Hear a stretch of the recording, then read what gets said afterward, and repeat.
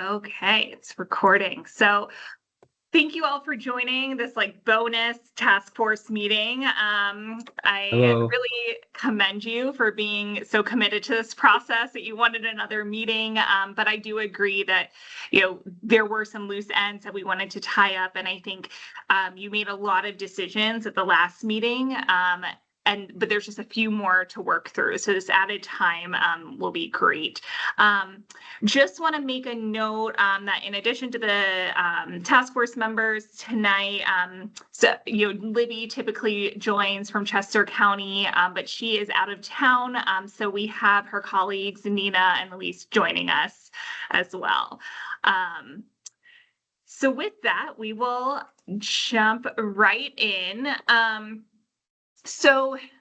We're going to forego the PowerPoint slide deck tonight and just jump right into the content. The big thing that happened between last month's task force meeting and today is that we met with the Planning Commission on August 27th and shared some of the updates that you all made and decisions that you made at the August meeting, but also the agricultural use definitions and permissions that were determined to be the way forward by the solicitor. But during that meeting, we did receive some additional feedback. We heard a lot of similar feedback that we've received in the past, but we did receive some feedback that's a little new or we thought was worth bringing back to you all for discussion. So this feedback is outlined in the feedback memo that is linked in the agenda. Some of this feedback is linked to uses, which we're going to talk about later in great depth. So we're going to kind of skip over the uses and really focus on three of the topics. The first being the enterprise district. So I know most of you, I think all of you, were at that meeting. So you heard the comments from the representative from Laurel Valley, who had a request for the task force to reconsider again the boundaries of the enterprise district and explore the potential of expanding it down to Egypt Run Road. And I believe one of the planning commissioners kind of thought that this might be an idea worth exploring. So wanted to bring that up as our first point of discussion to you all. And especially if you, since all of you were at the meeting too, if you have additional context that you'd like to share, please jump in as well.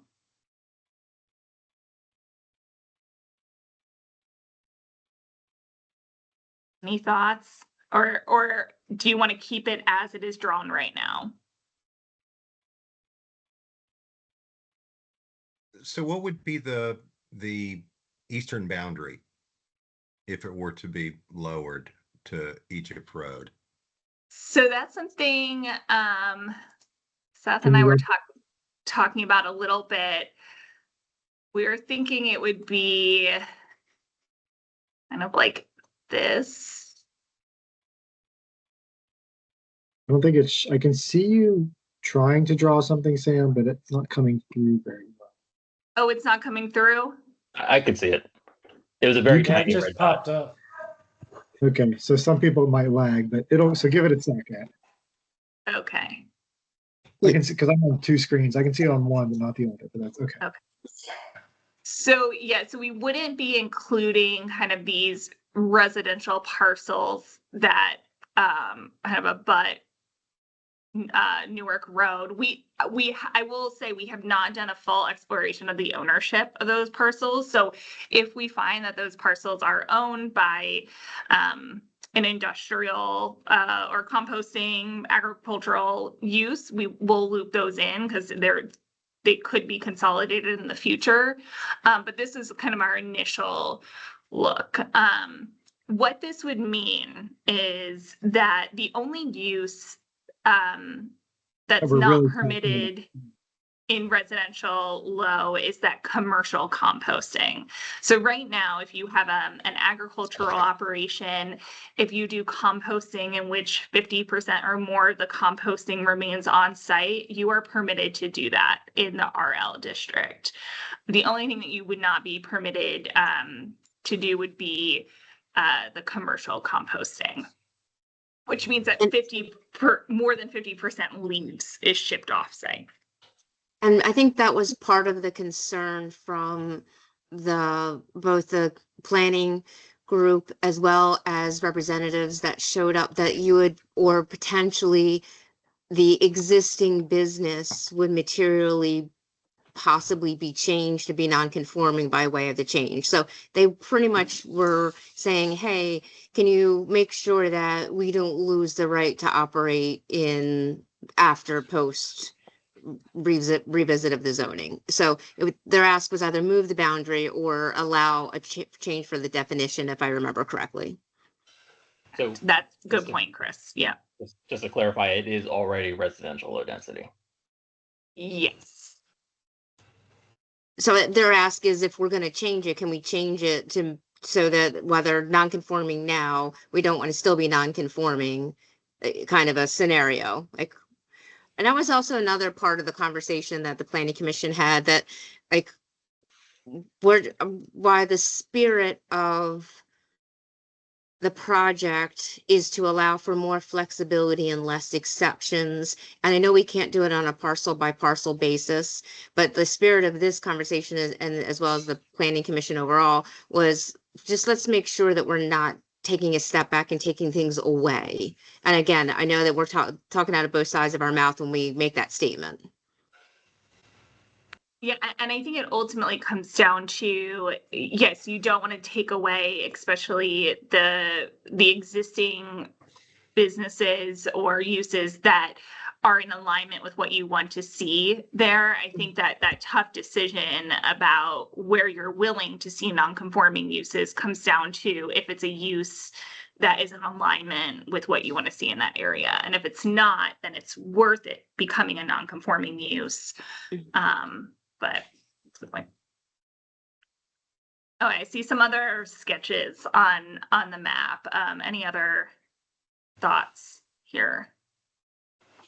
My vote would be to leave it as it is.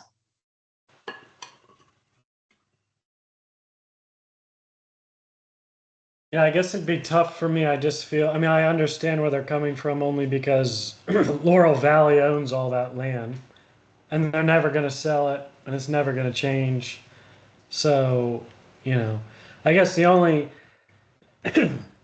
thought that I had in my head with zoning it the way that we currently have it makes it an existing non-conforming use, and therefore they could only expand by 25%. And being that that property is probably the largest complaint that the township gets, is that a good thing to make them an existing non-conforming use so that they can only expand 25% without getting a conditional use or special exception for further expansion, which would allow the township at that point to employ conditions on them to alleviate some of the comments and complaints that they're receiving for that property. Which, if this is recorded, which it is, and they watch that, I'll probably not do work for them anymore, but. Yeah. So this is being recorded, but Tom, I think you're just sharing kind of another opinion to consider, right? There's a lot of different perspectives. And you're right, like a big part of this zoning ordinance update in the beginning was figuring out how to best kind of mitigate some of the nuisances related to certain types of uses in the township. And due to right to farm acre laws, we're pretty limited in terms of how we do that. And so that commercial composting piece is a big part, and kind of like one of the only areas where we've been able to make a difference. So it's ultimately up to the Board of Supervisors, but I think we're looking for the task force to either say, hey, this is how we want to move forward, or we want to provide two options to the supervisors for consideration. I just think, at least those are my markups. I mean, I think if we're going to show the expansion, I probably would not include that parcel. And And then, you know, back in here, I mean, this is Dave's Auto. This is the post office. These are 2 vacant parcels. I can't see where you're highlighting. I cannot either. It's funny I can because see I it can on see my his- screen. Yeah, that's some people can.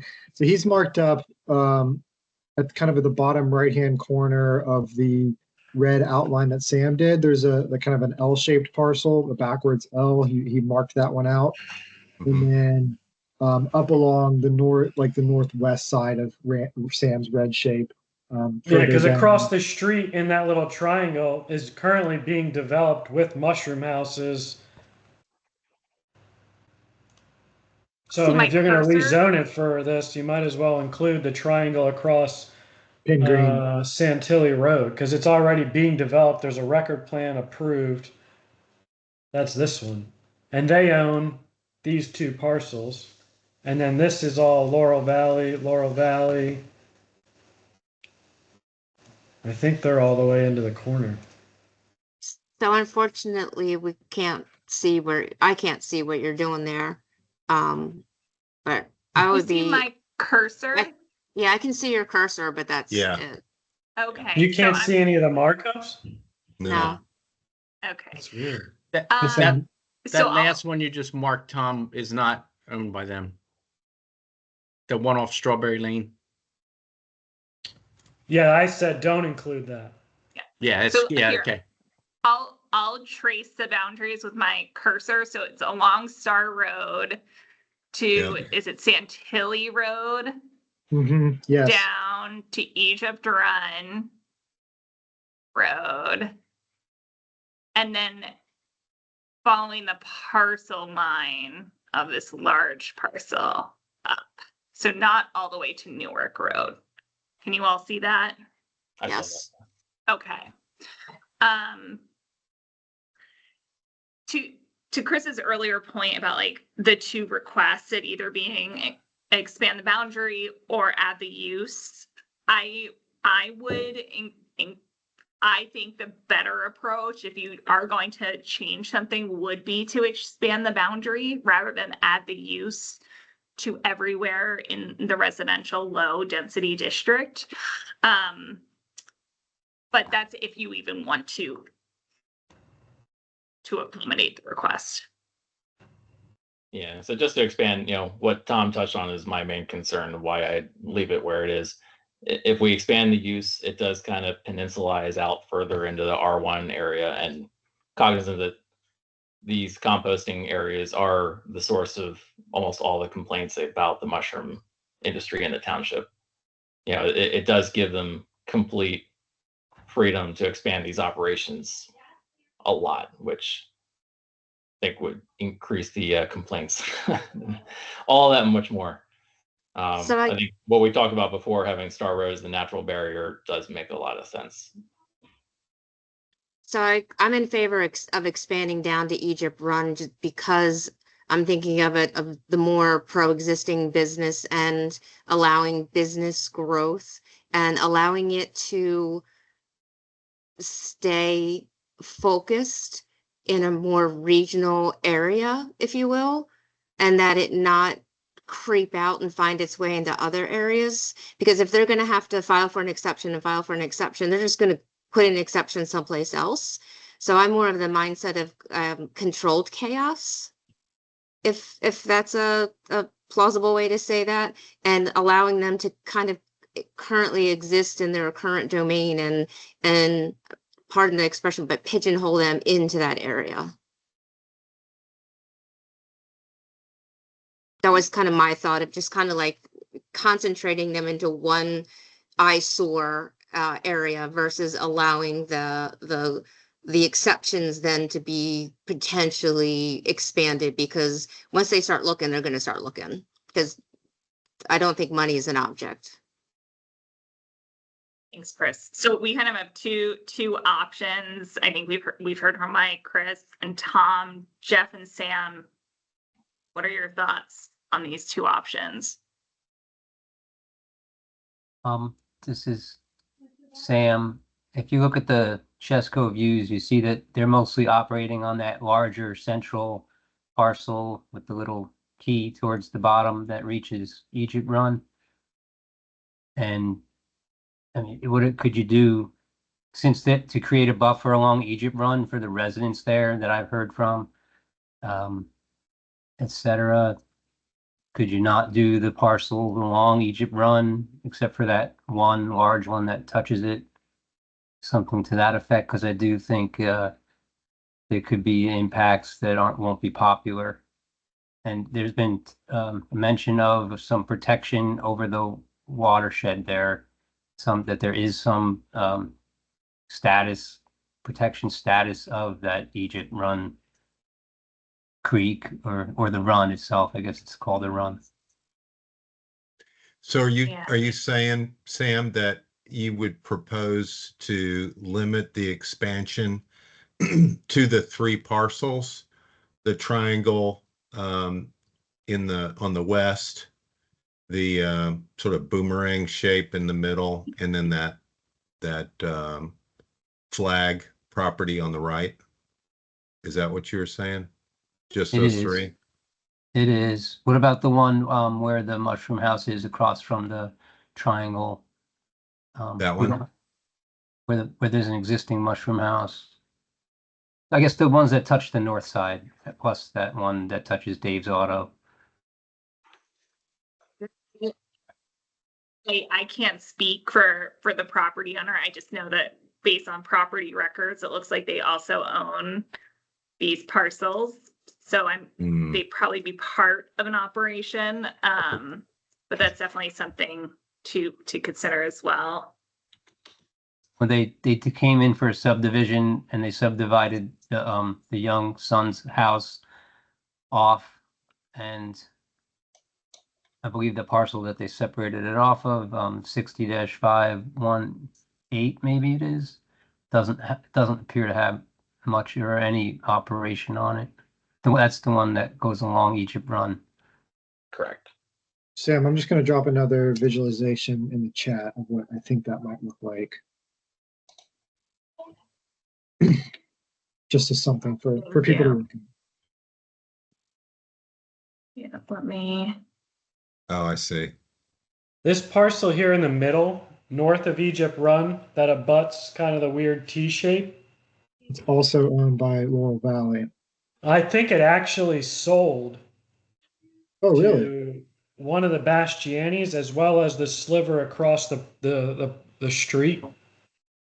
And they are intending of renovating that home as residential anyways. So I think what Sam's saying actually kind of probably makes a lot of sense. And Sam, if you look at that one I just dropped in with the purple, is that what you were thinking? I saw it change color and then it didn't change color again. So Yeah, it's in chat. look in the Okay, chat. okay. Open up the chat window, and Yeah. there's a picture. oh, there. Okay, thank you. I just think, and because this zoning allows a certain amount of commercial too, correct? Yeah. So, in my opinion, like 6516.2 is Dave's Auto, so it's already commercial. So we should put it in. Yeah, I mean, it's just Yes. it's been there for probably like, I don't know, forever. So Okay. add the 60-5-16.2. Mm-hmm. So that would be what, 3, 4, 5? What about, there's the pet resort and spa, and then the post office. Kind of maybe the post office becomes the southern boundary of this. Mhm. Yeah. Okay. What's your reaction to that, Mike?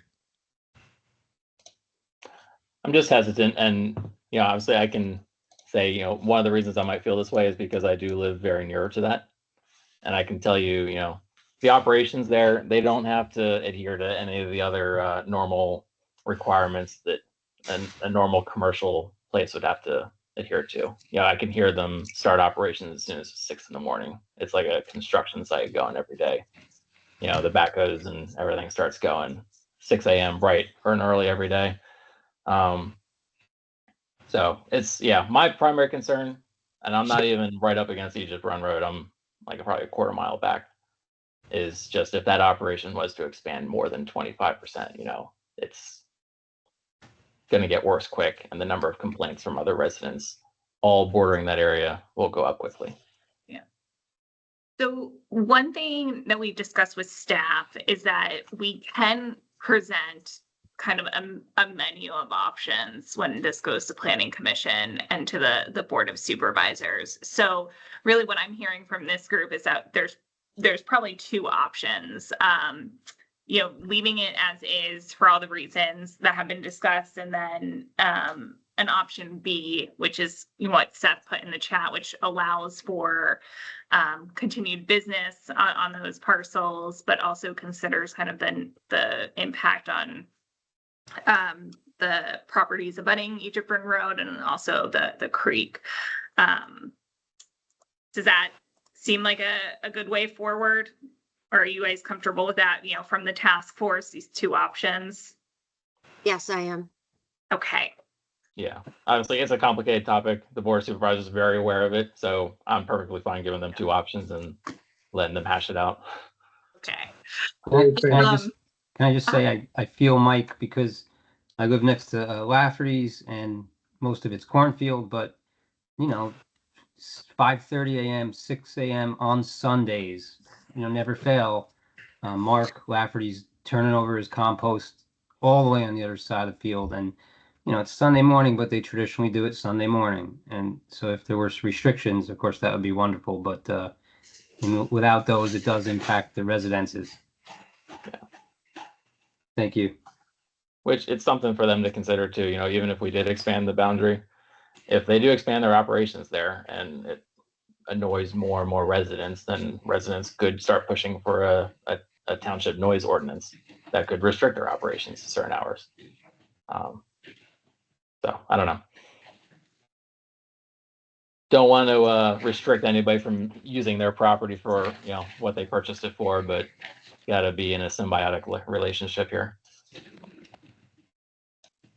The next point, which is just more so I just wanted to double check, we did receive some feedback or a question about the natural resources article, natural resource protection article, just noting that there were not a ton of changes between what you have now and what's being proposed.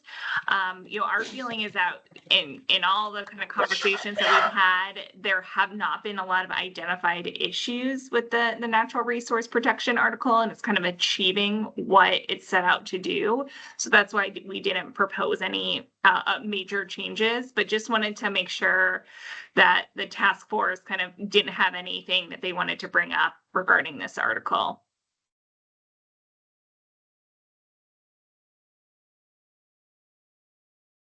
Okay. So the next big topic in terms of feedback that we heard at the Planning Commission, which is kind of a throwback to a topic that you discussed in August, but we did hear from residents that live along Limestone Road and just really asking the task force to take another look at that area. As you know, that they had submitted a proposal for a new district along Limestone Road with some uses, and they went through the use table and marked it up. Once again, this is an area where, ultimately the Board of Supervisors has to make a decision, but do we want to propose a couple options so that when it gets to the public hearing for the Board of Supervisors, like if we only provide the one option and then they say no, we want a new district, then this process has to start all the way at the beginning in terms of Planning Commission, the 30-day public comment period, et cetera. So do we want to provide a couple options for them to consider? Obviously, the Planning Commission, when the Planning Commission hears this, they can provide a recommendation to the Board of Supervisors, but the Board of Supervisors would still see both options. So what that would look like is, an option A would be innovation district, as we discussed, as those uses play out, or a new district. Seth and I recommend against calling it the Limestone Road District, just because zoning districts should be designed to be applied anywhere kind of throughout the township as they're appropriate. So we wanted a district that, maybe there is an area in the future where a similar mix of uses and form would be appropriate. When we started to think about the area, the existing conditions, and then also kind of what the neighbors shared, we really were coming up with back to the fact that this is kind of like a light industrial, low impact area. It's not super commercial in nature. There is existing light industry, but nothing that is going to have really large, like disproportionate impact on surrounding residential. So in terms of trying to figure out like what the intent of this district would be, we have a draft intent statement. It would be established to provide a transition between that mixed use corridor and the residential areas, promote light industrial, research and development, small scale manufacturing, neighborhood scale commercial activities, so like smaller scale, not generating a ton of traffic, and limited residential, which would be compatible with the nearby residential environment.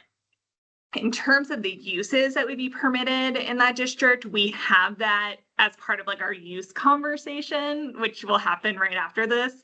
But just wanted to see like, what's your initial gut reaction to presenting two options for this area?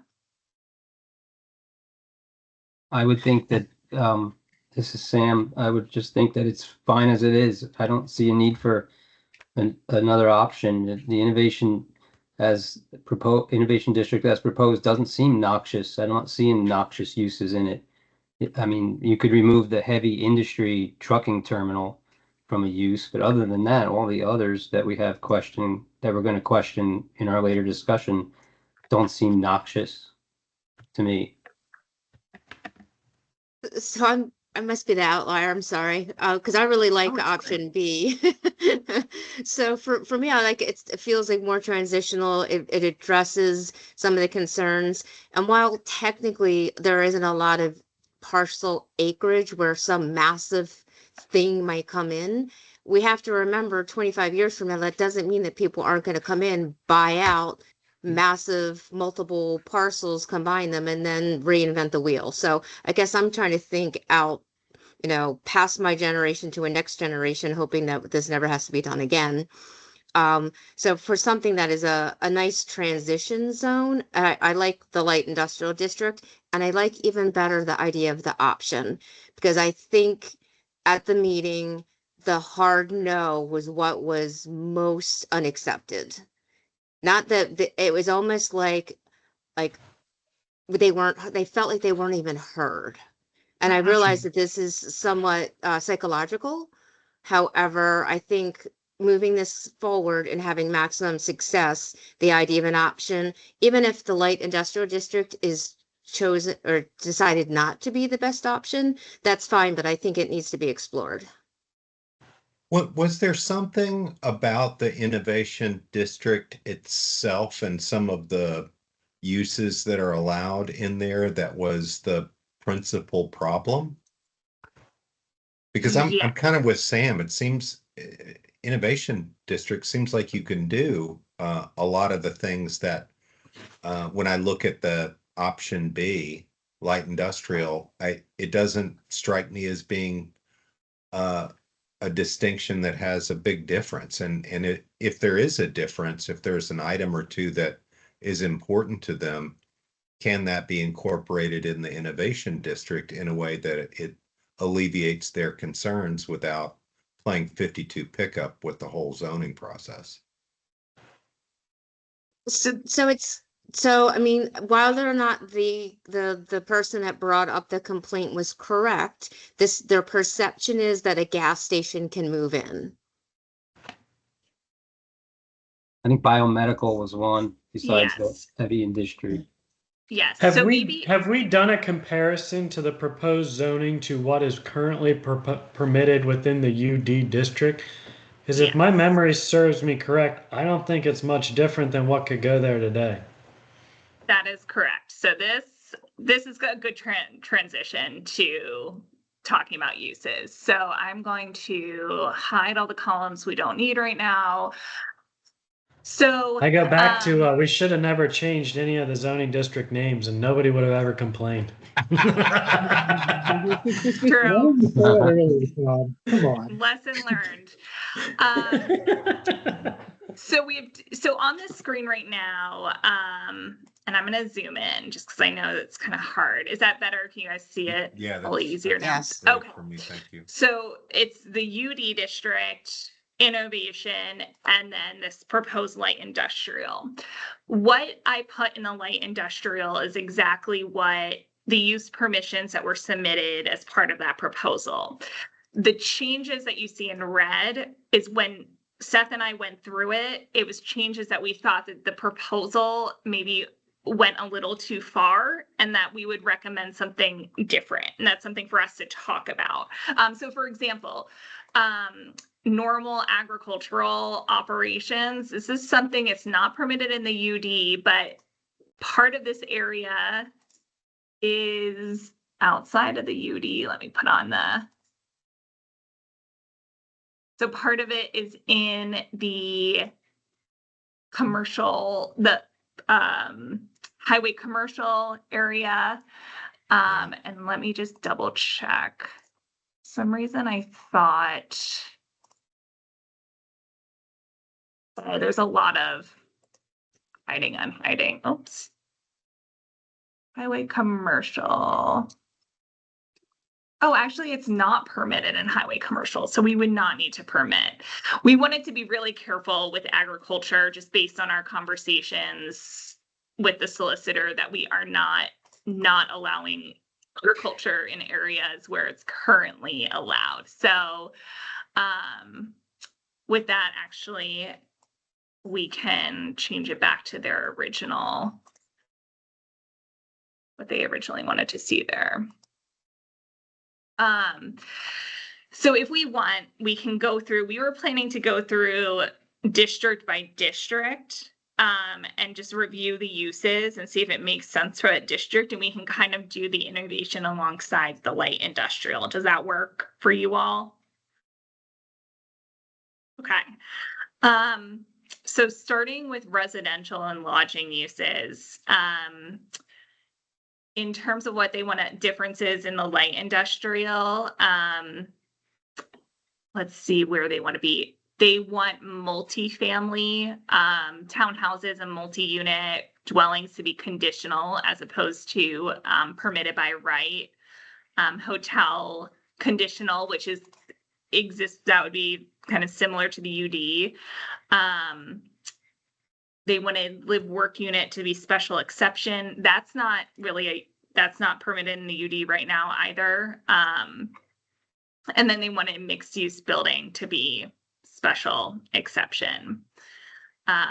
One thing that we want to discuss with the innovation district and the residential uses is, I know we've had a lot of discussions about whether we think single family residential detached should be permitted in the innovation district, and ways to maybe limit it so that it's not fully developed as a full residential development without any other types of uses. So we did come up with this language, and actually I'm going to put it in the chat because it might be easier for you to see. But something that we could consider for single family detached is permitting it, but that for each 10 acres of contiguous land and single ownership, that can only be, there may only be one lot subdivided and or sold or utilized for single family dwellings. The lot area shall be a minimum of 1 acre, maximum 2 acres. The owner shall designate 10 acres to which is applied the 1 lot subdivision. The remainder of the 10 acres shall not be capable of the subdivision under this section, either by the current or future owners. Basically, that is saying that you are not going to get a sprawling, 1 acre single unit detached development in this area, that it'll allow for these one lot subdivision, but nothing really beyond that. Okay, so I'm going to stop talking. Did you Did you thoughts here. did you come up with that definition by looking at existing single unit detached dwellings within the zone and sort of conforming it to what's there already? Seth, do you want to talk a little bit about that language? What our thought was? That language comes from actually the township's current business park zoning Okay. ordinance requirements. You know, and it's a similar intent. It's not, you know, it's one where it's a little bit unique in that I don't necessarily seeing it applying all that heavily to like smaller existing home lots. You know, it's really going to be those larger parcels where this comes into play because it has to be contiguous land of 10 acres in size. Yeah. You know, with being part of that existing business park as well, I think it puts us in a good spot. It So goes if- back if- to that concern that there's a existing property owner on a large piece of property that might want to subdivide for their family member, essentially. Yeah. So if we, just as a thought experiment, if we embraced some of these proposed changes and applied the light industrial permissions to the innovation district, would this create a burden for the other innovation district up north? Would that have some adverse consequences of, you know, folks that are up by the airport? So in terms of residential, no, but where the innovation and light industrial starts to Diverge a kind of bit? diverge a bit is in some of the other uses. So let's see. There's just a lot more, they want to see conditional. Actually, they didn't want certain uses, like drinking places or brew pubs, but actually we have to permit, we have to treat anywhere that serves alcohol the same as we would treat an eating establishment without alcohol. It's a liquor control board issue, I guess. So we would have to permit them there, because we permit, you know, eating place as a conditional use. I think where you would probably see the most too is like they didn't want to see any kind of biomedical facility. That is an opportunity for an employment center in the future.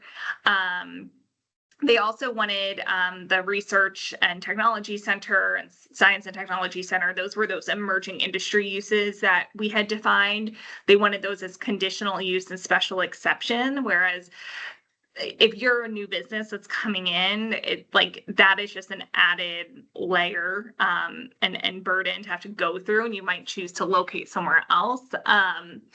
So there is some difference there.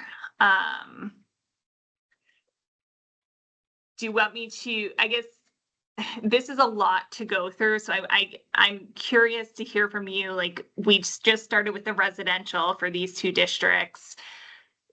Do you have any comments with the residential? Do you want me to move to the next section, or do you have like and when you're looking at it, do you have a specific section that you want to go to and take a look at? This is Sam. The only thing else, I'm okay with all the uses in there. I thought maybe the heavy industry trucking terminal, take that out, but as Jeff points out, that could limit it at the north side. So maybe leave it in. And then I don't know why we would restrict so much housing in this district if that's what wants to be built there. I know we do want some light industrial or some other facilities, campus style things, but I think there are parts of it that would be great for housing along 41 or the Wilhelm parcels. If they were to convert to housing, you know, right on the highway there, would make sense. But I know that's kind of too far put now, so I'm happy to just go along with what everyone else wants to do on residential. Yeah, I agree, Sam. The only thing I would throw in there is remember back to the beginning when we first started talking about this was that it's residential is permitted both in Kennet Township and Newcastle. Right, There's a originally it was lot all, of residential opportunity, and it's about like with the parcels that you have left that provide the greatest opportunity for economic development, how do you want them to be used? Then why don't you want a trucking company? yes, Dewey Pile would be welcome here. Yes. Absolutely. Well, you just I- ran me out of town, buddy. No, not to be Name and confused. name. It's Miss Rona who brought it up on behalf of Harrogate, not myself. It was just trying to go along with her thoughts there, and but it's fine. Yeah. So it's interesting because some of their concerns are extremely limited because the parcels aren't large enough. Yeah. So there's to some degree in this section, there's not enough acreage to be able to stand up some of the operations. And then some of the operations that they're worried about, biomedical, one of the most heavily regulated industries. It's actually safer than a Starbucks, quite frankly. And then some of the other new businesses that are moving in, it's not a lot of traffic, but it's a stable industry that is potentially growth. So, from a foundational looking forward view, I think the township will be safe and would enjoy having any of them in our township. Mhm. There are only 2 parcels that are over 10 acres in that area. And they might not be big enough to put these facilities in there anyway, in this part of the township, and, would naturally then move north. Because the Yes. roads aren't good. The roads aren't good down there anyway, either. It's not, Yeah. they're gonna look at the roads and be like, see ya. So that kind of illustrates the point about if you go in the direction that you keep innovation along Limestone Road and you change some of the uses to align with the proposal from the neighbors, then you limit a lot of potential up north. So that kind of like is almost like a plus mark in creating a separate district so that the innovation district in the north can kind of function with the intent as we wanted. And then the light industrial is kind of a pared down approach to that area. It's almost like we want to encourage big business up north and moderate business down south, or whatever direction that is. I apologize. I might work for a trucking company, but my directions are horrible. No, you're right. No, exactly.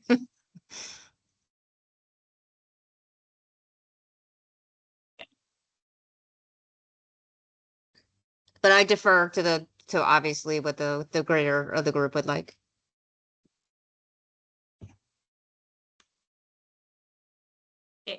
It could be something where we show the 2 options again.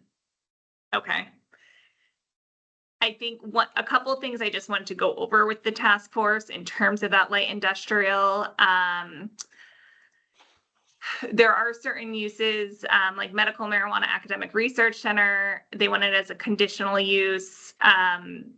This is a use that, once again, it doesn't really have. It's essentially an office building. It's just it's called out separately just because of state laws.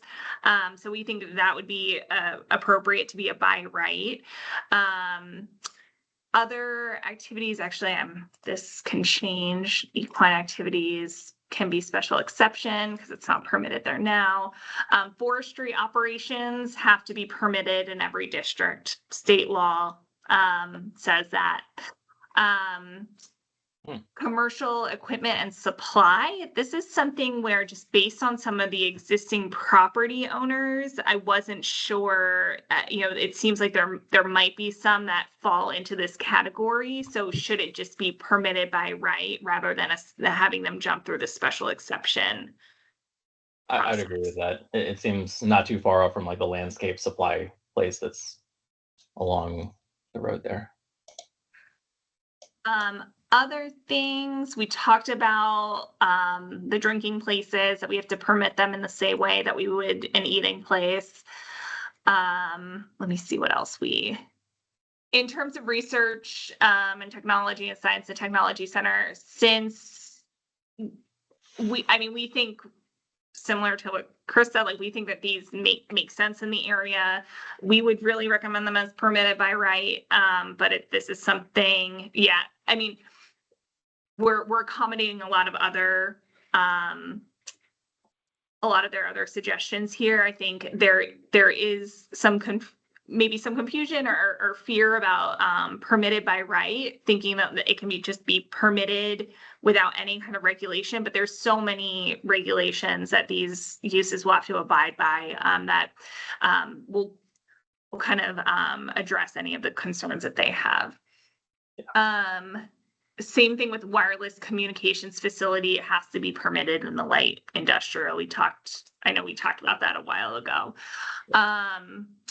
Other changes from their proposal. They wanted special exception for light industrial. It's a light industrial district, so I think it permitted by right. But I will say, so they didn't want any warehouse logistics use, large or small, in the district. I think I would actually be comfortable. I'm going to take that out.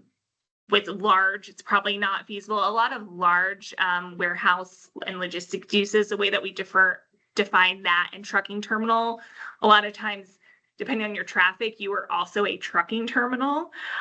So it probably wouldn't be appropriate there. But in terms of like a small logistics use that doesn't generate a ton of truck traffic and therefore qualify as a trucking terminal, would probably be appropriate as a conditional use in that area. Any questions about some of those suggestions?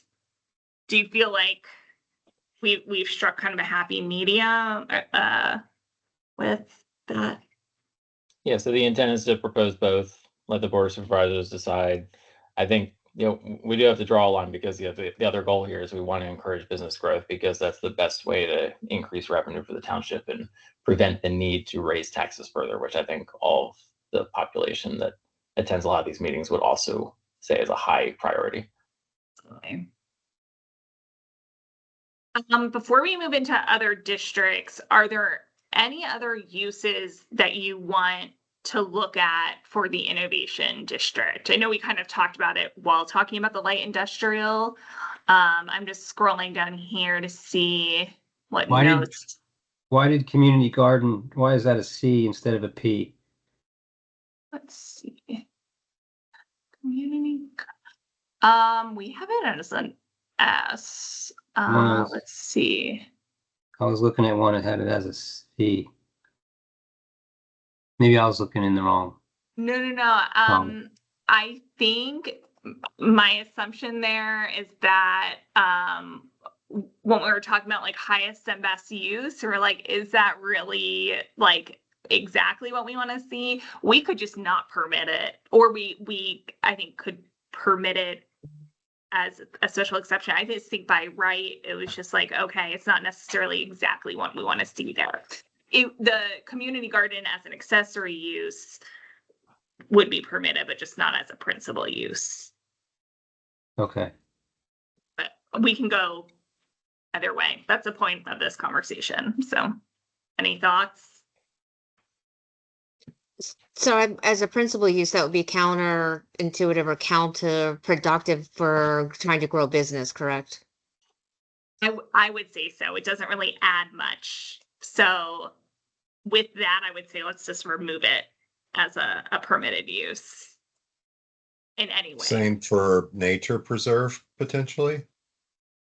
Yes. So nature preserve, we do not have permitted right now in the innovation district. It's a use that they wanted to see in the light industrial district, but we do not have it permitted in like any of the major mixed use areas. So I think we plan to come back around to it later on the full mixed use table, but I would be open to having nature preserve in all the same zones as park. think it makes sense. Yes, so that was actually a question that we received from a community member just about the difference.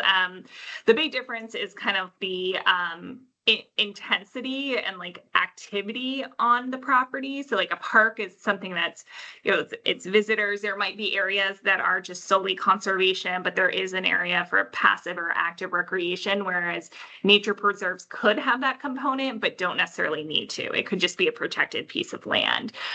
So that's why we had originally proposed it, just like in the residential districts, parks and open space, but not in the mixed use districts, kind of just in terms of like optimizing the land use, but we can add it in if you think it makes sense. I just know we have a lot of preserved open space, and it's in where, those properties are where those properties are. Works for me. Is that okay with everyone else? Okay.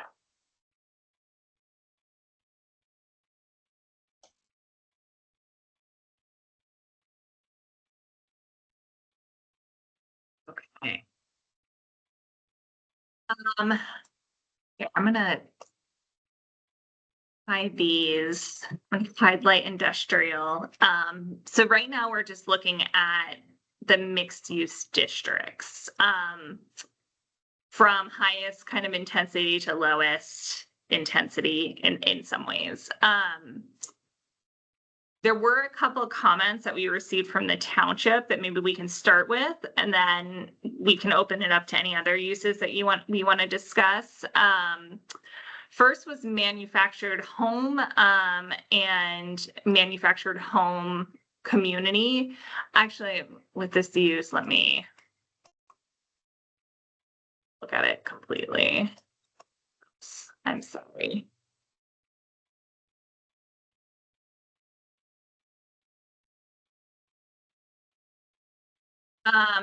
So we had originally not had manufactured home or manufactured home community in the mixed use districts because we had permitted them in the residential districts.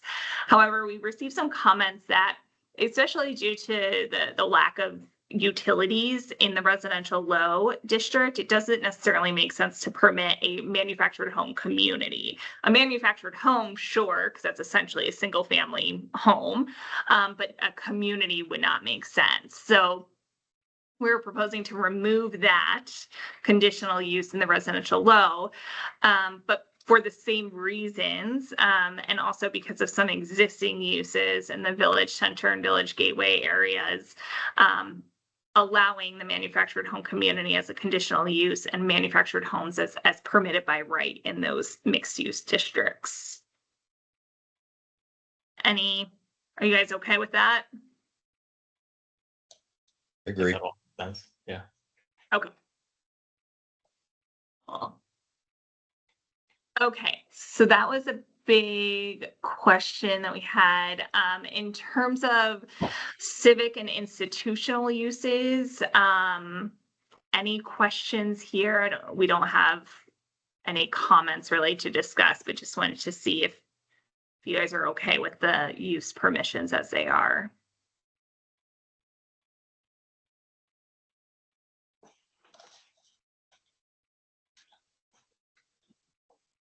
Good. Yep. Okay.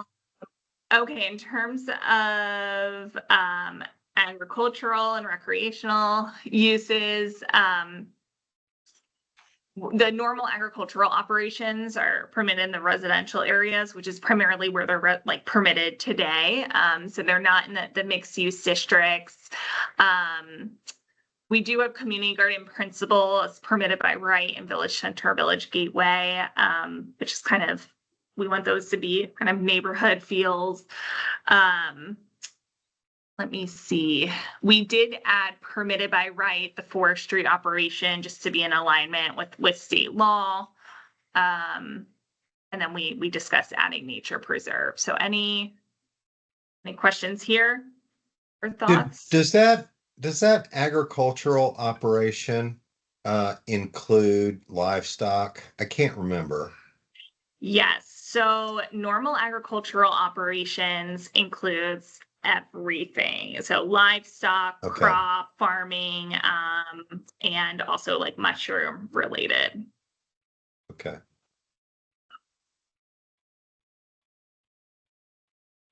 I'm gonna scroll down to retail. So no specific comments here, but anything stand out to you that you wanted to discuss the retail? I'm so sorry. Can you scroll back up? So Yeah. just based on what Jeff just said, then I just went no live. Oh, okay, never mind. It's not permitted. So go ahead. I didn't get the fact that it was blank. So go ahead. Sorry. Yeah. So for retail, any questions here or anything that we want to discuss for the mixed use areas?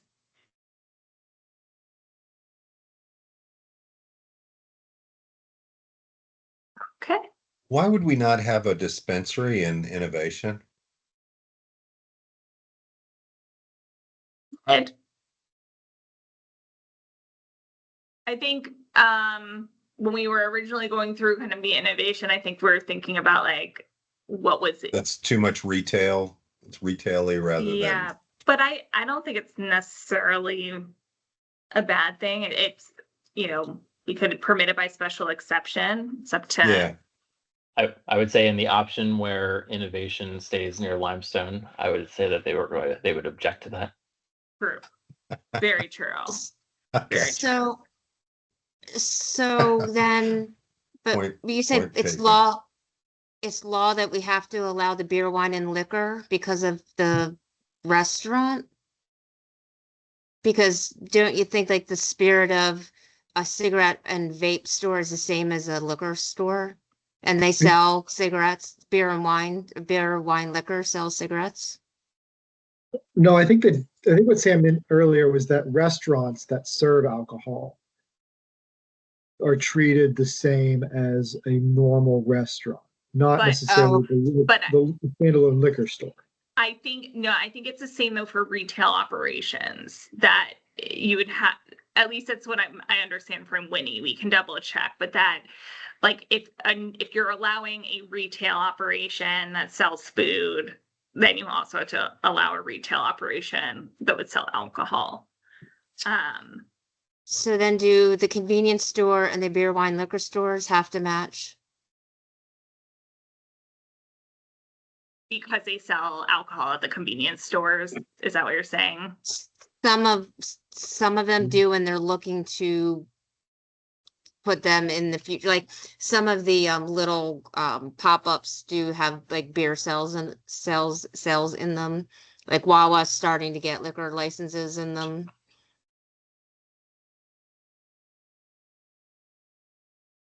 Yeah, then I would say You that can might be a double check with question for Winnie on that. Winnie. What? Yeah.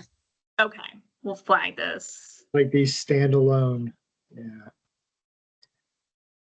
Yeah, I'm not sure what kind of technicalities we get into from those definitions.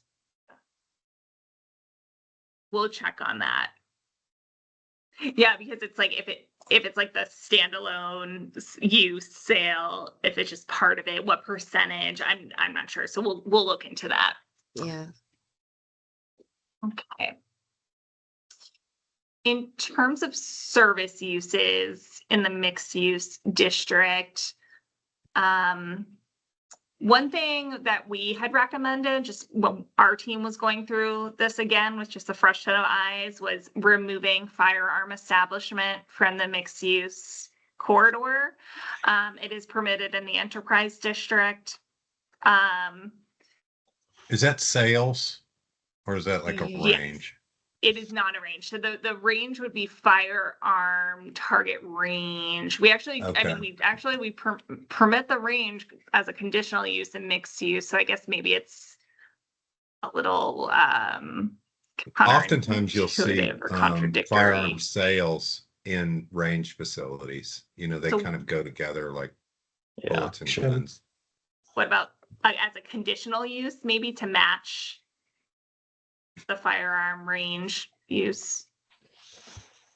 I cannot see.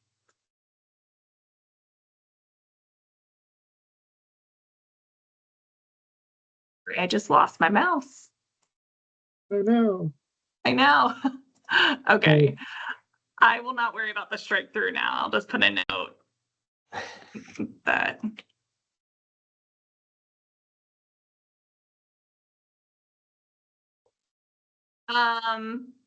We have heard a lot, pawn shop cash checking is used in a lot of the public comment that we've received as like something that we're going too far with permitting by right anywhere.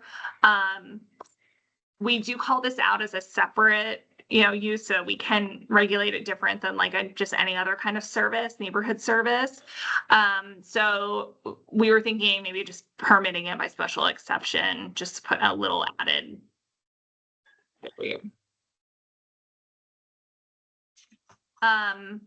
These highlighted cells regarding self-storage facility came from one of the supervisors just posed a question about, and I think he was kind of suggesting that we might want to consider self-storage facilities along our mixed-use corridors.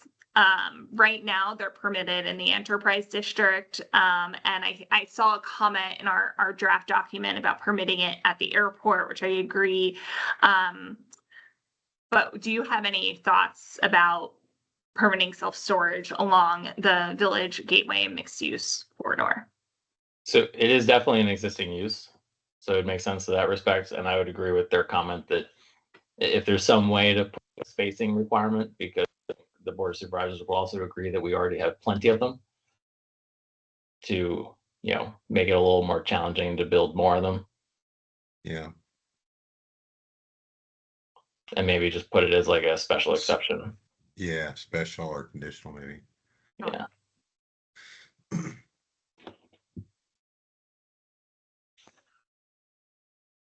Other questions here with the mixed use districts and services?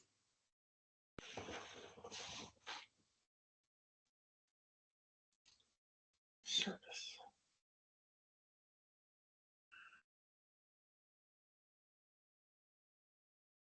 Going down to employment, this is the biomedical facility office and those research uses. This is what we have for the mixed use districts. Any questions? Suggestions here? Would it need to be conditional for mixed use? No. Bridging off of a former topic that, they're highly regulated, it's basically just a higher end office building. Is there? Yeah.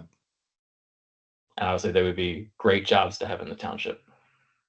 Yeah, big time. Keep in mind, conditional uses are still a by right use.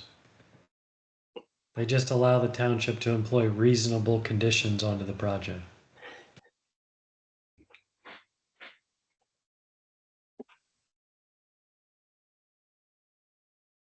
In terms of infrastructure, this is kind of, I have that special exception. And I think we're suggesting special exception here with wind energy system, primarily because of what we were talking about before. Like there's probably other uses that would be like higher and best use for that property, but it could still be maybe a part of a development. But any questions here about infrastructure in the mixed use districts? Well, it's right next to the airport, right? So having wind energy system, big windmills next to the airport's not a great idea, so special exception makes sense. Yeah. Well, and also keep in mind that, like, yes, it is in the airport now, but potentially, right, this district can be applied other places in the future, if needed. But you're right. Yeah. And the federal aviation won't allow it. It has to get approval by them. As it should. Yeah. Makes sense. Okay, moving to industrial uses in the mixed use district. So one thing we did add by as special exception into the village center is that craftsman industrial use, like special trade contractors, things like that, just because of some of the existing uses, but also just the nature of those kind of makes sense to be there. A question, we did not have conditional use permission for heavy industrial in the innovation district originally, and I wasn't sure if it was something that we would want to talk about as conditional use. There might be. What's the difference between heavy industry and light industry? Is there, how do you divide those into two piles? Let's pull up the definition. You got it, Sam? Yeah, I'll pull it up right here. Okay. So we define heavy industrial as a use involving the production of goods from raw materials or the assembly of finished products with the potential for significant external effects, noise, odor, other noxious byproducts. It may involve frequent commercial vehicles or outdoor storage of materials. It could include like a waste facility involving sorting, storage, disposal of goods. Whereas light is like we provide some examples of light industrial. So it could be, apparel and, manufacturing, like electrical fixtures and working on those, laser and optics, lumber mill. So while all these light industrials, certainly there is consideration for the impacts on the surrounding properties, like the heavy industry, I think it's the scale of it more so. Does that help? Is there a table that shows typical heavy industry uses? We do not have that. It's something we could add.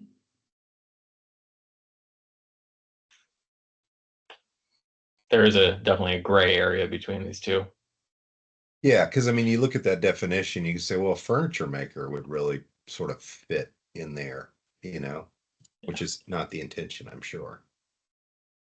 No, we would. What are the odds that heavy industry would even be interested in New Garden Township?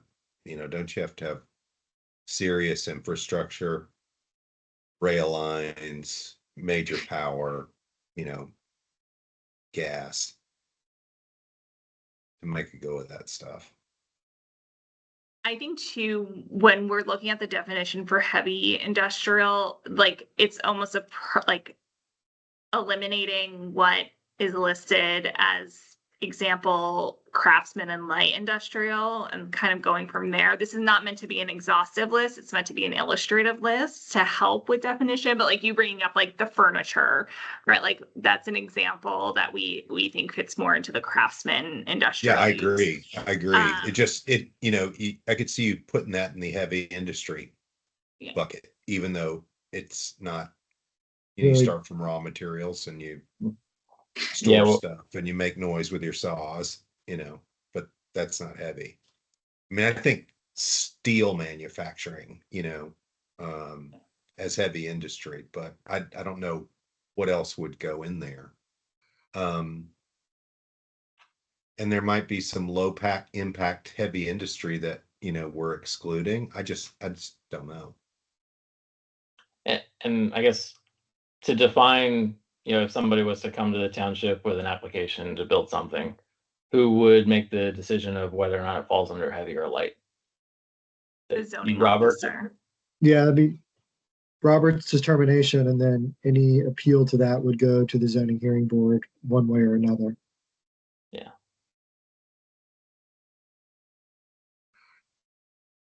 Is it fair to say that if we can't define it clearly, then having a distinction is might cause us problems down the road?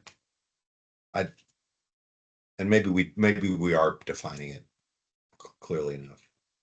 I think the zoning officer would have the option to make it, as long as it was within the spirit of what the definition is. And if that would how your determination would be to handle those one-offs. Yeah. I Does think current law is that if the zoning ordinance is ambiguous, that the determination has to be made in favor of the applicant. That That is seems an fair. accurate statement. Is there any Do you think- downside to just doing conditional there too? Yeah. I don't think so. I think it just is, it provides an option for, and once again, as Tom mentioned earlier, it's permitted with the ability to add reasonable conditions on it that could kind of remedy maybe some of the impacts. We will also look at that definition of heavy industry and work with township staff, see if there's some alternative options that they prefer more that would make it easier to make a determination. So. The other thing that we flagged here is trucking terminals. So the way that we define warehouse kind of impacts trucking terminals. So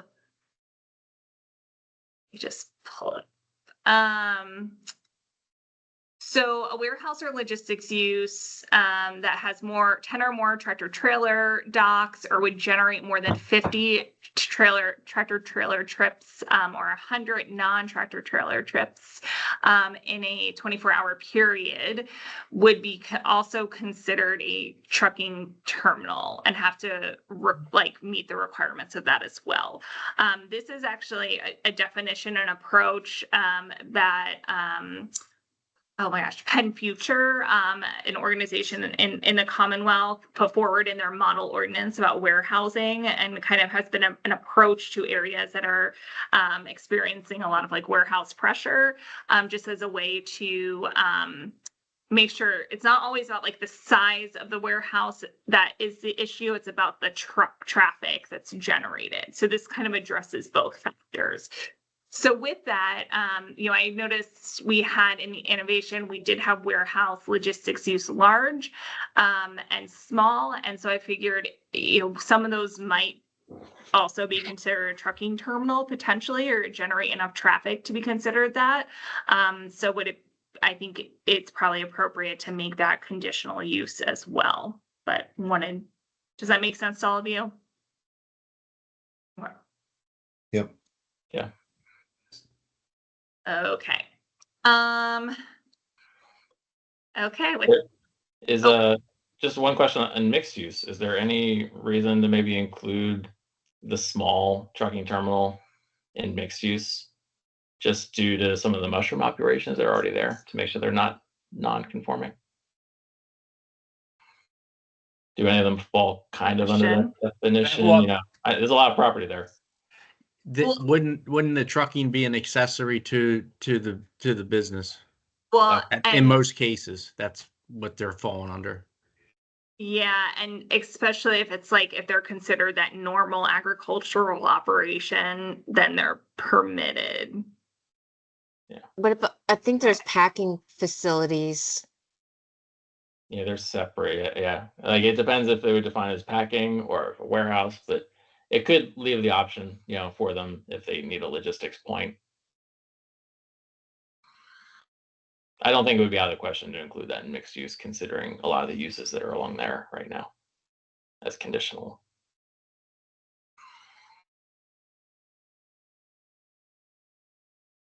Okay, any other comments on the mixed use districts before we end with residential? Or actually, we have residential and then the enterprise district. The enterprise district, in a lot of ways, is where a lot of uses that need to be permitted somewhere are put. With the remaining time that we have left, what do you want to take a look at in detail? Residential, enterprise, trying to get both in. May I just comment about airport zone? Yeah. Maybe it would make sense to three things, or one thing to add eating place, unless, because commonly the airports will have a restaurant that goes in and out of business, or it can be a draw to have an eating place at a restaurant, at an airport. And then the other one is the park zone. We don't currently have entertainment assembly or event venue in park zone. Would that be something to add to that one?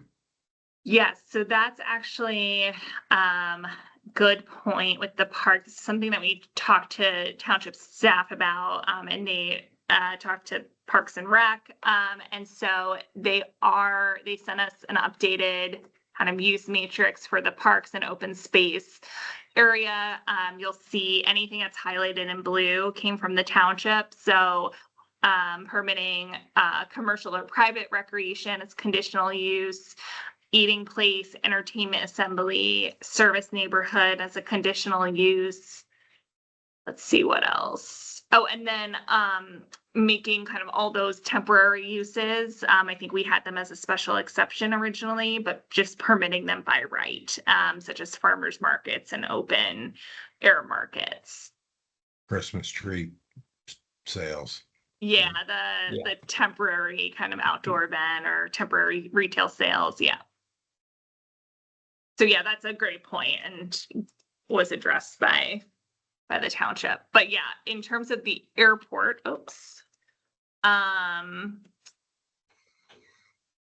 And the park zone too, eating place. You said that was Yes. added. Okay. yeah, we added that there as well. Any other comments we can, or any preference in terms of what we spend our last 13 minutes on? If we have extra time, I'd be interested in any kind of overview of the feedback from the solicitor. Because that came up during the planning commission meeting, and I don't think our group had heard about that before then. Oh, about the agricultural Well, just about definitions this, or in just the general. solicitor's comments in general. Sure. So, let me pull it up. Again, it's just if there's extra time. If there's time. Okay. Do you Well, then think we let's- need to run through the enterprise, Samantha? I don't think so. I'm just looking through. We did go through anything that you see in red are changes that we were proposing, or that we heard feedback on. So like we did make a couple uses a little bit more restrictive, just because that made sense, instead of permitting it just outright. Once in, some of the additional permitted by right for like drinking place and brew pub is based on the solicitor's feedback.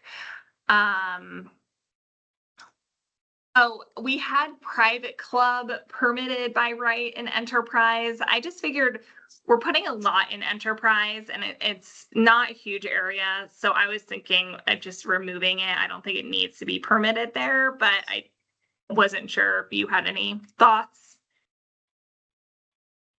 Right, as long as they have a spot for it somewhere, right? Yeah. Yeah.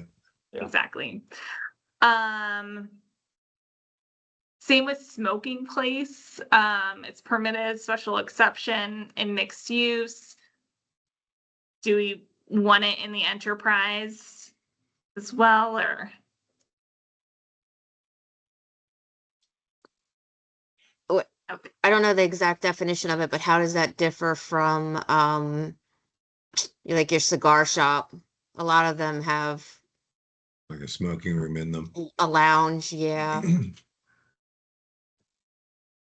The definition. How does that interact with cigar bar? Where it's alcohol and smoking. So I think it would determine like what's the principal use and what's the accessory, but we defined smoking place as establishments for which the sale of tobacco products for on-site consumption yields at least 75% of the gross revenue. So if it was a place that maybe had a smoking place in the back, but was primarily a retail establishment, that would be like a cigarette vaporizer store type use. Got you. Thank you. So any thoughts in terms of the enterprise district?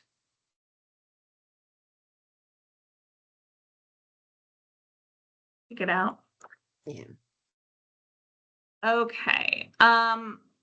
Other things, we did receive some feedback just about the airport district, adding some more uses in there, which we think makes sense. I don't think it's anything really worth discussion. In terms of the residential districts, we already discussed kind of the changes to manufactured homes and manufactured home communities. Other changes here, equine activities are kind of also protected by that state right to farm. So we made them permitted by right in the residential districts. Same thing with forestry operations. Go ahead. For equine, you mentioned it was protected. Is there any reason that we have to maintain use where they exist today? Yes. So, like, basically, are you asking, like, do you have to permit it where they are permitted in the existing zoning ordinance? Yeah, well, so one exists in innovation, I think right now the Polo Club would fall under that, right? So I guess the question would be, like, do we have to? Is that in the business? So this is a tricky thing. Like, it's not defined in your current ordinance. So I guess it would be under agricultural. And if that's in that, is it in the business park boundaries now?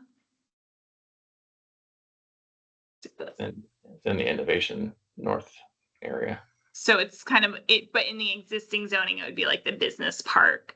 And it's not permitted right now in the business park. So we wouldn't have to permit it, but makes sense. Yeah.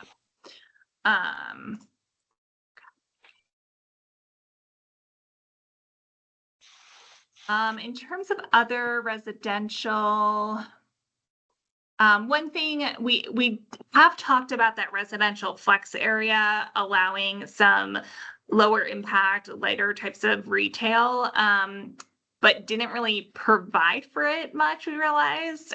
So we're recommending adding the small neighborhood retail, 3,000 square feet or less, as a conditional use in residential flex.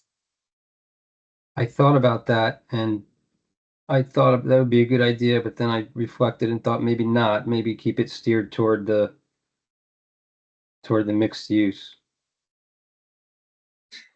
To keep it purely kind of as residential, just with some of those like institutional uses or recreational uses permitted. Well, you'd end up with a neighborhood, Italian restaurant or something, and that seems nice, but then we don't have that far to go if it's in the mixed use areas.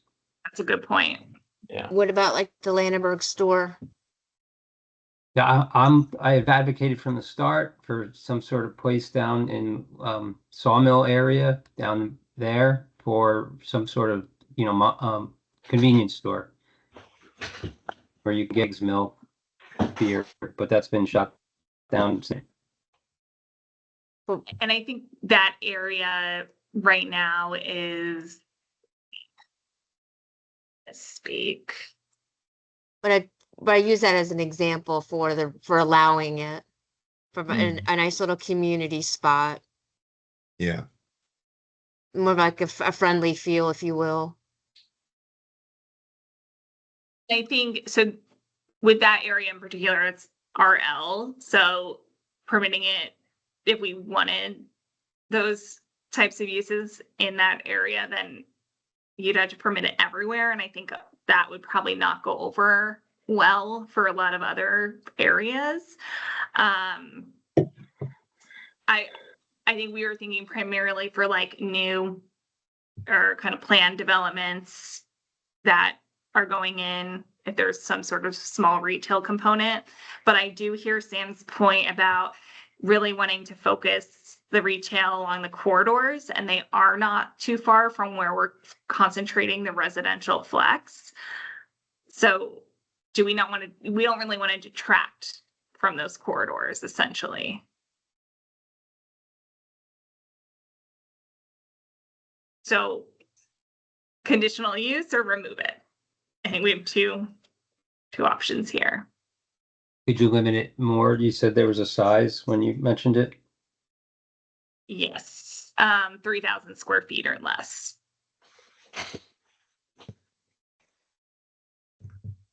It is an interesting topic because, yeah, if you're thinking of like a Landenberg store type facility, you know, I wouldn't mind that anywhere. Yeah. But, you know, a 7-Eleven on any corner, not so much. Yeah. Would special exception be a way to navigate that distinction? Well, I would argue that a 7-Eleven would be a convenience store.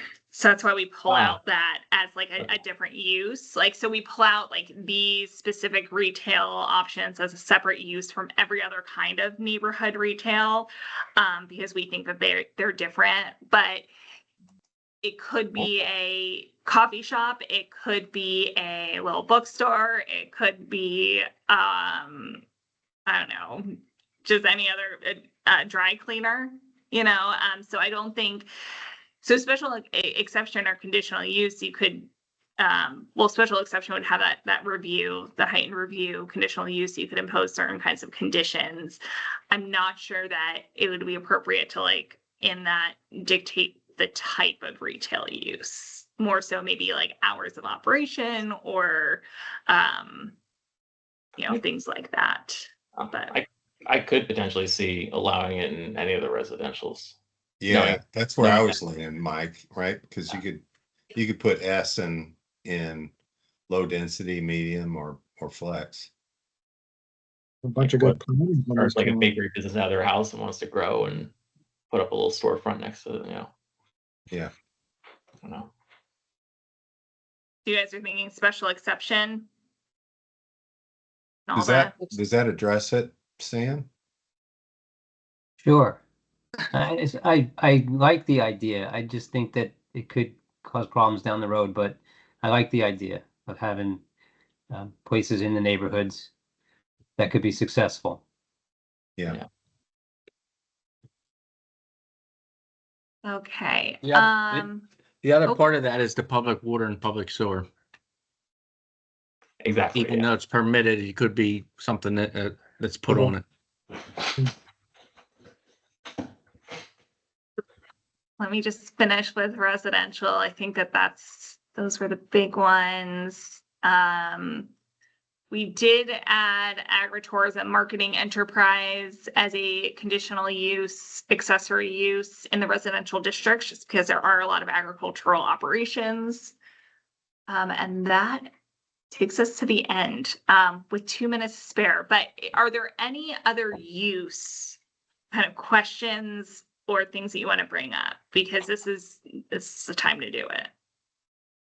Have we fully addressed all of the strongly held reactions or comments from the community? Addressed in what way? Do you mean through Yeah, edits to the zoning ordinance? You gave them options, option A and option B. That's how you addressed it. Okay. Sure. So we got option A and B for enterprise. We've got Yeah. option A and B for down Limestone Road. Yeah. Okay. Absolutely. Those are the two big topics. I know we're at 1 minute, so if anyone needs to hop, please feel free. But one thing that came up in conversation with township staff that we wanted to discuss with you is the way that we are defining impervious cover and surface. Seth, do you want to kind of give an overview of the conversation that we had earlier and our thoughts on this? Yeah, this is something that we dealt with before. So the way we're defining impervious cover and surface, it directly relates to our lot coverage allowances or maximum impervious surface allowances through our dimension requirements in our various zoning districts. And so, for example, I think it's the RL, it's a maximum of 40% impervious cover on a lot. That would mean 40% of your square foot of your parcel of land can be covered by anything that's defined as an impervious surface. Can I ask a Through- question about that, Seth? Yes. Is I think I remember reading someplace that ground mount solar was considered impervious, which is in my way of thinking like saying an umbrella is impervious because it just directs the water a little bit to the side, but the ground underneath is the ground underneath. I would agree with the technical thought that it is not truly impervious, right? Because it's not. I mean, except for like the concrete footers that it sits in, those Right, portions yeah. are going to be impervious. But impervious surface can also be used in doing things like defining covered decks in solar panels, a way to control like the development on an individual parcel of land through another means beyond your setback requirements. And so doing that with solar panels, such as like the mechanical equipment for batteries and storage cells, like, Yeah. yeah, the ground under it's pervious, but like those improvements have a certain visual appearance and like weight to them and size Yeah. that have substance. And and I always think like if we were to take a single family lot and develop it to its fullest extent with decks and solar panels all the way out to every setback, Yeah. those might all be technically impervious surfaces, but they certainly have a lot of, they look like a lot on one lot. Yeah. And so the way we've defined it by including swimming pools and decks is a way of accomplishing that. And in theory, by defining it this way and increasing or setting impervious surface allowances at a certain rate, you're still allowing for these to happen, but trying to find that balance. Thank you. Yeah, and then I think there was some feedback from the township that that there could be potentially some issues because right now decks and swimming pools are not defined as impervious, and so the potential of running into issues with someone trying to make an improvement on their lot and reaching their impervious coverage maximum. Yeah. I think the caveat with that is, and Seth, correct me if I'm wrong, but in terms of the impervious coverages that are permitted right now in the district's article, they're a lot higher than your current set. They should be. So I have a problem. I have a problem with decks. Swimming pools make sense to me. It's typically a big concrete hole in the ground. I mean, but a deck typically does have slatting. It does have the ability for the water to go through. And if somebody wants an ugly deck, they can have an ugly deck. So to kind of, say that we want to control what something looks like, I don't know if that's a good spot to be. If I agree with that. We're including rooftops, buildings, and driveways. By including buildings, I think the idea is to also include a covered deck. So if we stipulated it with covered deck and anything that doesn't have a roof over it would not be considered an impervious cover. Yeah, I think covered deck makes sense, provided it's not covered by a pergola, And it's not an umbrella. Like, what's the definition? Then you need to define what covered means. I think in the definition, we could say covered with a roof, and it's common term enough. Permanent structure of some kind, yeah. Yeah. A lot of the townships within Chester County look at decks depending on what's underneath of it. Mm-hmm. So if there's dirt, then they wouldn't count it as impervious. If there's a patio, they would. In terms of swimming pools, everyone counts that as impervious, but what they do is they exclude it from stormwater management requirements because of the freeboard that exists within swimming pools. So like the water typically is like 8-9 inches below the coping. So effectively when it rains, it can fill up and doesn't actually cause runoff. Yeah. It's a good point. Unless it just gets really, really bad. It's a big pond in itself. Yeah, basically. There's an equation for evaporation too, if you ask the pool companies. So we would be able to modify that decks there. Yeah, we can. So we'll keep swimming pools, and then change it to cover, like the covered deck with a roof. Over a, how do you say it, Tom? A more like a impervious. I think Yeah. there's I a- mean, it's Bottom. tough because it's almost like putting it in parentheses or something, decks, whether they're covered or if they're covered or pervious or impervious surfaces are located below it. Underneath, Yeah. but then they're already impervious underneath. I think the end of that sentence catches all of that because it says any concrete or asphalt. Yeah. Yeah. So if there's a patio of any kind underneath the deck, I think it clearly would be impervious. Maybe Yeah, take, unfortunately, every township's different. So everyone who wants to build a deck, I just have to call like Robert and be like, "Hey, do you Yeah. permit decks It's- as impervious or not?" yeah, it's not defined right now. So the if you took the word deck out and put patio, I think that would cover, and it would be uniform with what's currently permitted in New Garden. Right? Robert, yeah, if you because did- rooftop. So if it's covered, the rooftop's already covered over. If there's a patio under the deck, it's already covered by it. Right. Yeah. So when I we would be in define favor of rooftop- that change. Yeah, thank you, Robert. okay. Is rooftop capitalized there, Sam? Because we also define rooftop. We can do that. Here, I'm just gonna write a note. Okay. Okay, so the last point on our agenda is we did receive a comment from the solicitor about the lighting article and that she has seen lighting only in saldos sometimes because it's easier to obtain a waiver from a saldo than a variance from a zoning ordinance.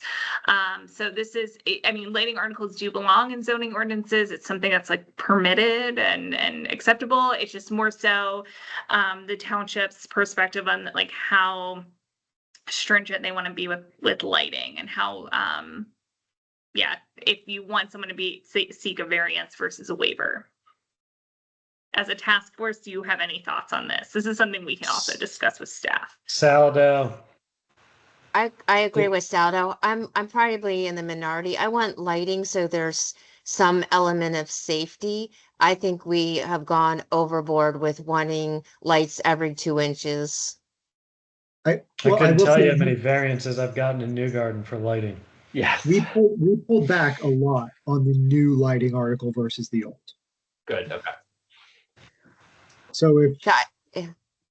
yeah, it was a significant reduction.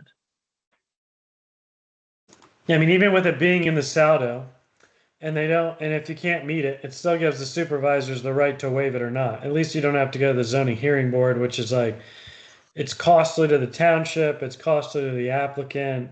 It's just, yeah. I mean, most people who are doing commercial buildings want it to be lighted as well, because if someone was to get hurt because it's dark, I mean, that's like liability. So.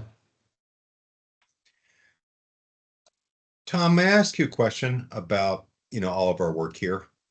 One of the goals we had was to encourage the evolution of our zoning ordinance such that we encouraged either commercial or residential developers to take a hard look at New Garden because we were a good place to do business. Have we achieved that, to your thinking? That's a tough question. I mean, obviously, for anyone to develop anywhere, there's got to be the right piece of property, right? Yeah. And We don't have so a a lot lot. of these townships, New Garden in specific, have been, for lack of better terms, picked over. And so a lot of the easy parcels to develop have already been developed because they were easy. So what's left and what we're seeing at Hillcrest a lot is there is just a lot of difficult parcels to deal with. And a lot of those difficulties are not necessarily related to zoning. It's natural resources, steep slopes, riparian buffers, but those are all the things that we as a township and even me as a consultant want to protect. So, point in case, White Clay Point or whatever, what I mean? That's not an easy parcel because as soon as you touch it, you got sewer infrastructure, you got road improvements, it's littered with natural resources.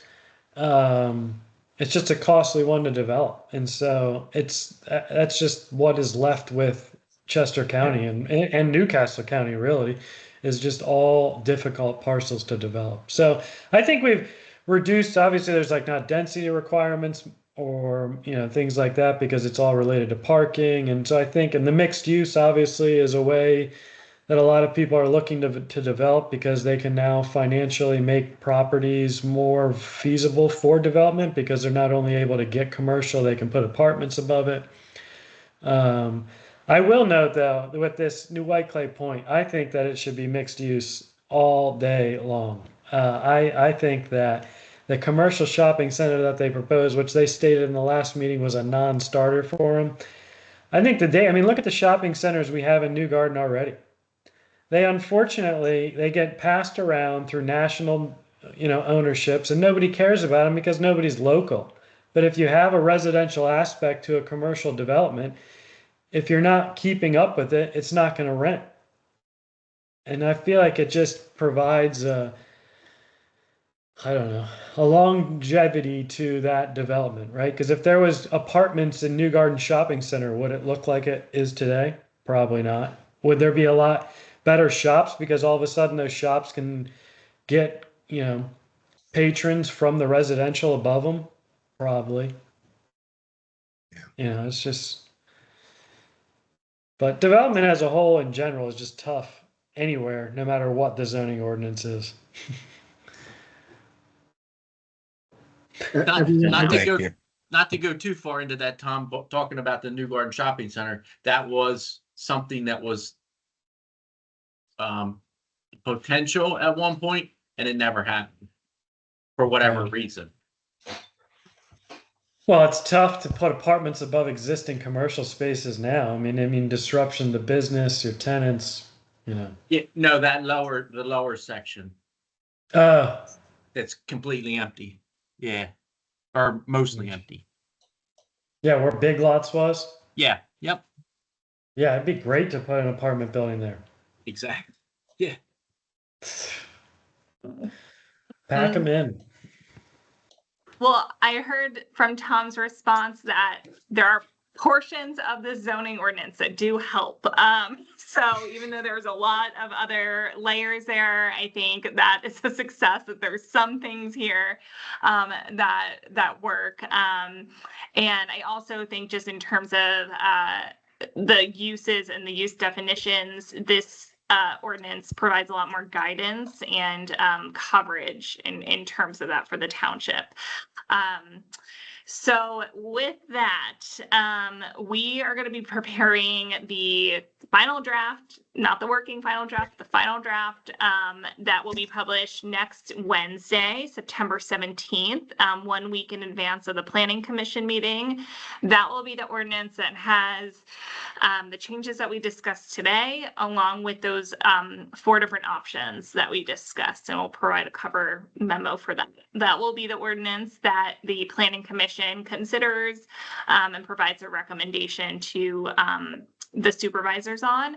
After Planning Commission, that will go to the Chester County Planning Commission to review. And then also just open for public comment. And then the supervisors will review in the fall, most likely, I think, in November. I think depending on how the dates and the timing works out for public comment. But before we close out, any questions about that timeline? Okay. Well, thank you so much for sticking on this call for 15 extra minutes, but also just for sticking with this process throughout the last year, or a little over a year now. We really appreciate it. Seth had to jump and take over some childcare duties, but he also wanted just to express his gratitude to all of you. We've learned a lot from you, and you've been really instrumental in this process and making sure it's grounded in all the different perspectives of New Garden. So We really appreciate it. If there's anything major or pressing that comes to your mind between now and next Wednesday, please let us know, because this is really, we want to make sure that we're getting everything into this final draft, because if there's anything significant that changes, it kind of restarts the clock. So we want to make sure that the Planning Commission and supervisors are considering the latest and greatest. The two areas that we gave options for, I guess they would go to Planning Commission too, as well as Chester County. Okay. Even if the Planning Commission says, hey, we like option, 1 and we like option B or whatever, we'll still send both options to the county and the Board of Supervisors along with the recommendation. It's not like if Planning Commission says A and B or whatever, that only one goes forward. Both will go forward just with the recommendation. Perfect. Thank you, Samantha. Well, Thank you, thank you. Samantha. I'll Thank you very see much. most of you at the Planning Commission. Right. Bye, Yeah. guys. Have a good night. Good Good night. night. Bye.